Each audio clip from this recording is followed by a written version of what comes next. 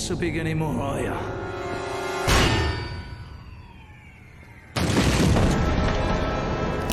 I doubt that most of you are aware that Jason Statham declined to do another Transporter trilogy in the past.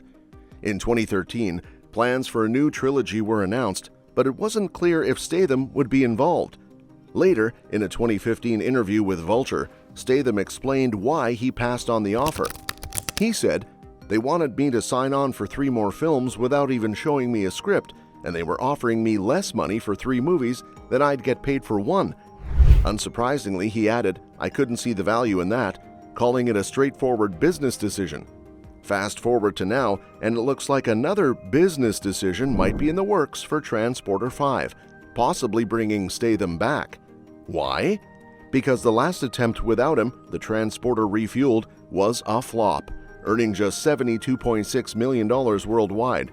Clearly, Statham's star power might be what the franchise needs to get back on track. Instead of making the Transporter 4, Jason Statham, whose movie Homefront was almost a Rambo sequel, went on to star in big films like Furious 7 and Spy.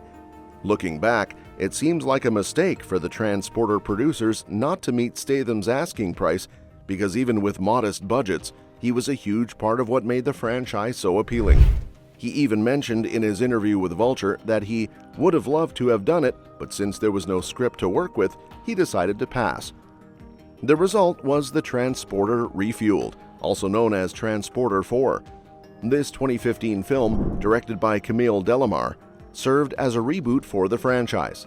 It stars Ed Skrein as Frank Martin, taking over from Statham, alongside other actors like Ray Stevenson and Lone Chabanol.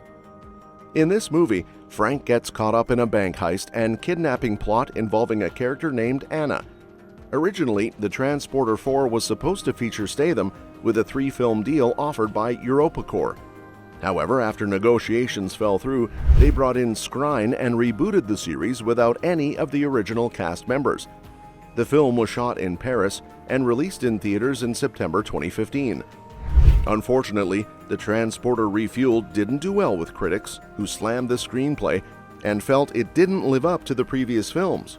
Despite this, it still managed to gross $72.6 million worldwide.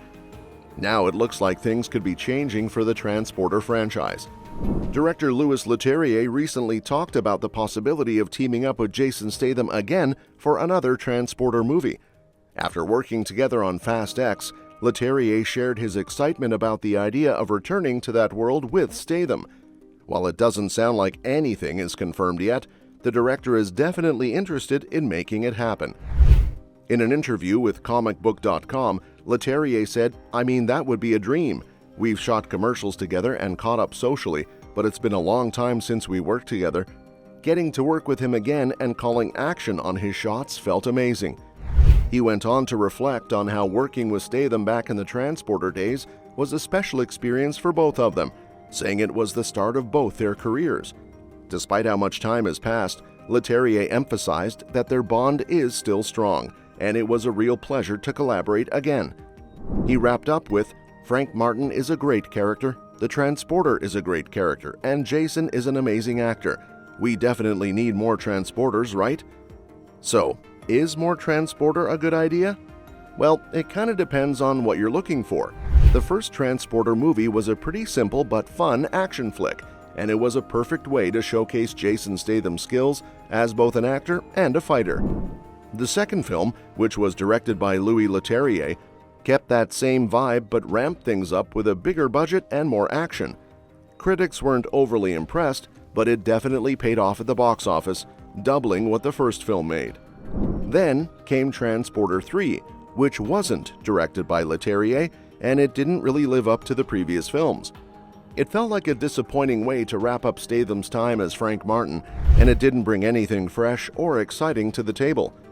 After that, the Transporter Refueled tried to revive the franchise with Ed Skrein in the lead role, but it didn't work.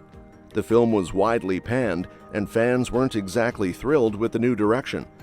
Statham himself mentioned that he didn't return because the studio wanted him to sign on for a whole new trilogy without even showing him a script, and the money wasn't right.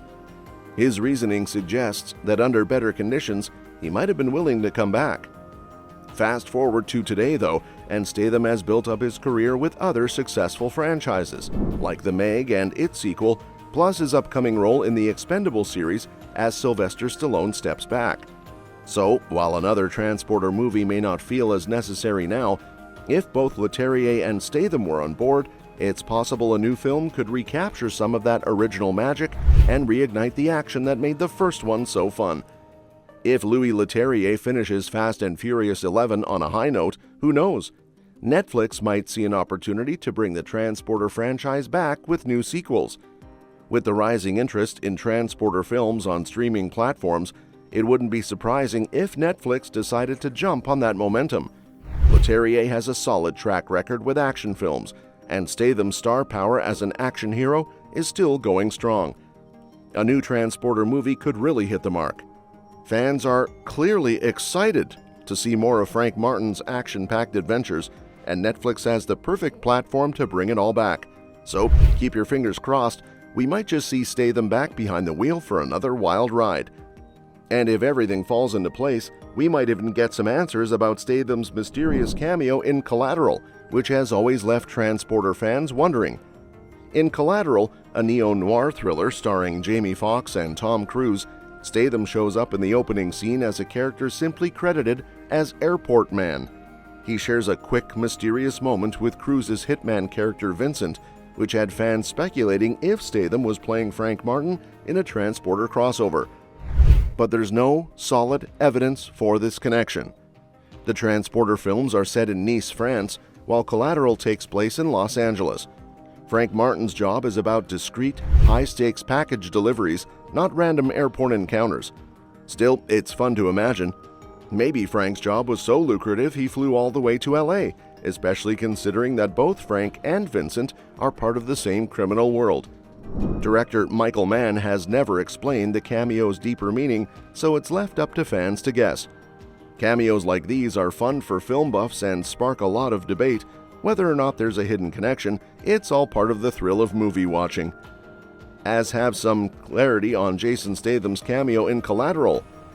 Turns out the speculation was right all along.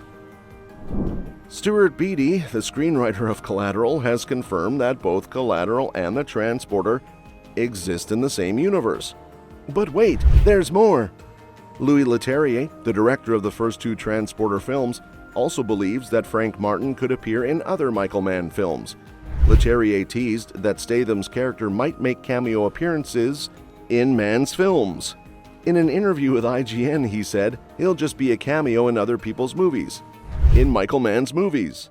And that's that for today's video. Thanks for watching, and we will see you in the next one. Your suggestions for future videos are always welcome in the comments below.